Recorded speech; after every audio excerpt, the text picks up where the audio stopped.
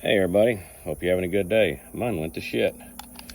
So, came out here to go run some more ready up drills with the AR-15 and the LPVO. Just basically to prove a point to some people that you can run an LPVO like a red dot. And no, this is not a cop out because I have dicked my gun off. Ran into a guy, cut me a pretty good deal on some gun lube. One, it was a really good deal because he was something he's wanting to bring to market. I don't know if he's the manufacturer or just a sales rep or whatever. Gave a pretty good spill on it and all of that good stuff. So is what it is. AR-15 is down. I have right now the BCG is locked up inside the upper, and when I get home I'll have to see if I can take it apart and clean it and get it up and going again. And I got to replace the charging handle because I put some other lube on it and I figured if I got it moving it would free up, and it did not do so. So screwed myself on that point as well. Oh well, lessons learned. Keep going as we try. Like I said, in the past I've been able to get them freed up, and once they free up and move, they move. This is not doing it. The smell on this lube that I got off this guy kind of reminded me of Marvel Mystery Oil, which I'm wondering if he's trying to bring something to market. He's just buying oils and mixing them together thinking they're doing something, and they're not. But like I said, mine's dicked off, charging handle's bent, bolts locked up to the rear. So right now I got it soaking in some penetrating oil. Hopefully it'll free up without having to do too much damage to the gun to get it back out. Right now we already know we got to replace the charging handle. I've already got one of those at the house. Might have to do some more work on the BCG depending on what all we have to do to get it out of there. So long story short, if you're using lube or you have one that you're using already and you like it, stick with it. For me, mainly on my AR-15s, I have been running CLP for years, just because that's what the military has had me running for years. And even suppressed, it works good. You generally wipe it down, we are good to go. On my handguns, you generally use cherry bomb. Smells like cherries when you shoot the gun. That's all I'm going to say. It smells pretty good. Or the SIG white lithium grease type stuff that also goes on your Mark 19. I forget what it's actually called. But anyway, yeah, I tried something new. If it smells like Marvel Mystery Oil, stay the fuck away from it. And see what happens. You're probably going to have better luck with 1540 or ATF. But yeah, so I'll see how it goes. See if I combine this with another segment of the video of us trying to fix my gun that I screwed up. But anyway, y'all have a good one. I'm going to head over to the rifle range and start playing with some ammo on the AR-10. Later. Well, we're back at the house. We're taking it apart. Basically what I'm using is I'm taking this brass drift and pushing the bolt back forward to hopefully get this lower off of here. So let me get her tore down and then we'll take a look at it and see what we come up with. But yeah, it oh, here's the funny thing. I didn't check the gun. I just slapped the bolt release and threw it in the truck when I was trying to hurry up and get out of there. And what I didn't check was that the bolt actually went forward, but this casing was in there and it never ejected. So see what we come up with. So we got the bolt to free up somewhat. It's still pretty grungy in there. But now I bent the charging handle. So now I got to get it out. So we're getting there slowly but for surely. All right, we got the BCG out. Charging handle came out in 2 pieces. That's freaking awesome. But we already knew we dicked it off. There's where I was using that brass drift. I don't see any other than brass marking. I don't see anything going on other than this thing is just really coated, and that lube didn't hold anything together. So, I mean, I know shooting suppressed builds up a lot more back pressure in the system, dumps a lot more carbon in there, but that lube just epically failed. So I've got another charging handle. Give it a good douching and cleaning, get all this stuff out of there. No, Mongo, I'm not taking a shower with my gun, but yeah, we'll get it cleaned up, we'll get all that out of there, and then we'll get the proper lube and everything in there and give her another run next weekend, hopefully. So, but yeah, the only thing I really need to focus on is this BCG, the bolt itself. It's really, it moves, it doesn't feel gutted or anything, but it's definitely full of shit. So there y'all go. We'll get it put back together, we'll get it cleaned up, put back together, and go from there. All right, so first things first, when I got home, I found that guy's business card that I got that lube from. Shot him a message. He did reply back to me, and we had a phone call. Talking with this individual, I guess me being excited, finding something new in the market was probably something I shouldn't be too interested in trying to do, just go off people who got more money to spend than I do. Luckily, all I've really got going on with mine is I've got to replace a charging handle that is now in 2 pieces, which is fine. Talking with the guy, we went over cleaning regimens on the guns. Generally, 1,000 rounds or less, especially since I started shooting suppressed, guns get cleaned. I've had a lot of, before, I would just really use and abuse a lot of the guns. To be 100% honest with you, I didn't take the time to clean them. But since I started shooting suppressed and I realized how much it builds up, usually I try to catch it like every 3rd or 4th range day. We're taking whatever gun went out that day is getting cleaned and all of that good stuff. And I really don't take that many guns out to the range anymore. I only take a couple.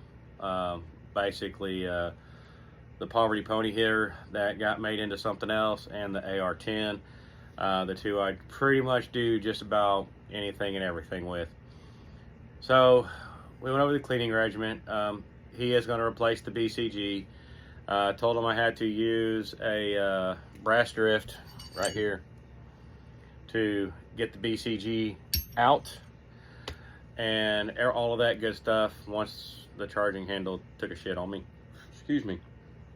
So he's also gonna say when we go to the gunsmith or the shop, I want to swing by there and meet up with him, and he'll pay the gunsmith. He says he's gonna pay the gunsmith to go over it, make sure I didn't break anything else. I guess he just doesn't want to take my word for it, because really I told him there's nothing wrong with the BCG, but it is what it is. If he's gonna pay for it, he's gonna pay for it, which is cool. We got it all put back together.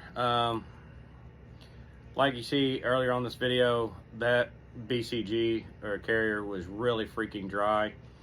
The internal components, the firing pin, the bolt itself, the back of where the gas rings are, really weren't dry, and there really wasn't a whole lot of carbon buildup, kind of like on the flat face of the firing pin where you see build up a lot, or on the back of the bolt where the keys are.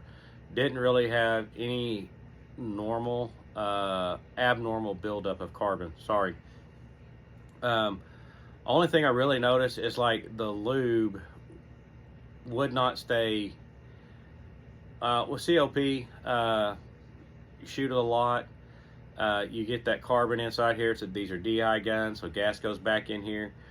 Generally you just wipe them, and you kind of get a oily feeling with it. With this lube, didn't happen that way. You wiped it and it was more of a dry powder type feeling. But right now, got a standard charging handle in there.